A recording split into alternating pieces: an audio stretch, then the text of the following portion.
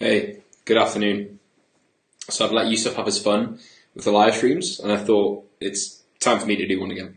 So today I want to talk about sex, and I'm not just going to talk about sex. That probably wouldn't be allowed on Facebook for very long. But I want to talk about how sex is like the thing that is, it's like the unspoken factor in the fitness industry, or in everybody's goals that revolve around fat loss or aesthetics or looking better. It's almost always, at least to begin with, related to sex or related to being attractive or feeling attractive to the opposite sex or the same sex, whichever one you prefer. And when we go through our initial goal setting process with new clients at Propane Fitness, one of the first things that we ask them, obviously, as you've probably been asked thousands of times by anybody in the fitness industry, if you've ever had a personal trainer or you ever considered setting goals for yourself, one of the first things is like, what do you want to achieve? Why does it matter to you? What's the reason why is that important? And if you're a guy, you probably want abs.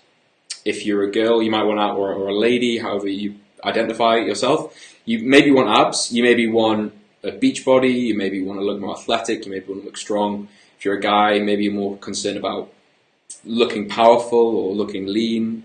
Regardless, if you have a goal that is visually centered, you probably care about looking attractive. You probably care about looking a certain way or feeling a certain way with regards to how attractive you appear.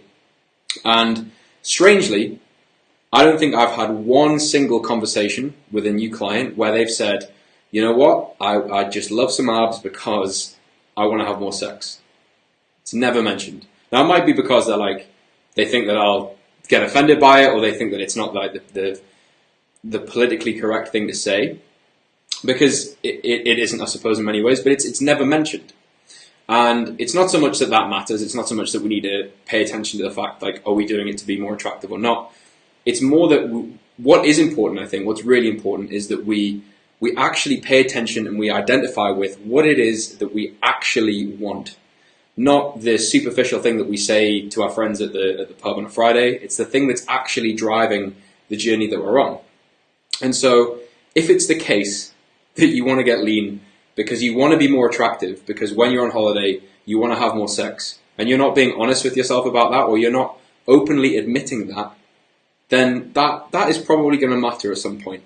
And the reason for that is simply that at some point on any journey that involves delayed gratification. So when you go to the gym, you don't get bigger arms straight away. You have to wait a while. You don't get abs straight away when you're hungry and you're dieting. You have to wait a while. When there's delayed gratification involved, there's going to be a point where you really, really do not want to do it. And when you really don't want to do it, you have to draw on something to help you to do it. And if that thing is oh, well, abs would be nice, but I'm not sure why, then there's not going to be much of an emotional response or reaction. Or at least there's not be the same as if you have this image in your head of yeah, but I'll get loads of sex on holiday, if that's what's motivating you. So forget about the sex thing for a minute. I think what is important, and the message that I really want to communicate is, regardless of what it is that actually drives you, whether it's not getting sick when you're older, whether it's improving your blood lipid profile right now, whether it's being healthy enough to play with your grandkids, or whether it is having more sex on holiday, it doesn't actually matter what it is, but what does matter is that you don't live in this superficial, artificial reality where you're just telling yourself oh, I kind of want to look better because I want to feel better in a dress, or I want to look better in my shirt for work or whatever. Those things are relevant, but they aren't the real reason. So the thing that we go through with every new client, as well as this initial conversation that's really superficial, is we get them to fill in a 5 whys sheet or a 5 why analysis. You've probably heard of this before. But basically you take that initial thing. So I want abs. Okay, great. Me too. Why? And then usually someone follows with, oh, well, abs are the thing in the fitness industry. They're the hallmark of looking fit and being healthy. Okay, why does that matter? Why do you want to look fit and be healthy? And as you can see, it probably tends to go down the line. If it's visual, it tends to go down the line of feeling better about yourself or having other people perceive you differently. There's nothing wrong with that. Some people hear that and they think, oh, that's so vain.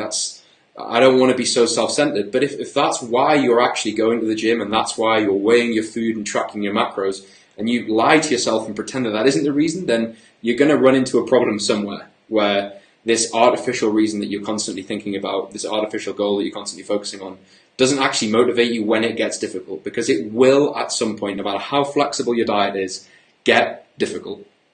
So whether your goal is health related, performance related, fitness related, whatever, you need to understand, or you need to come to terms with, even if it's just for you and you write it down and you look at it in a private place that no one else sees, you need to come to terms with what is actually driving me. Why is that important? Do the 5 why analysis, get deep and understand what it is that's really, really motivating you.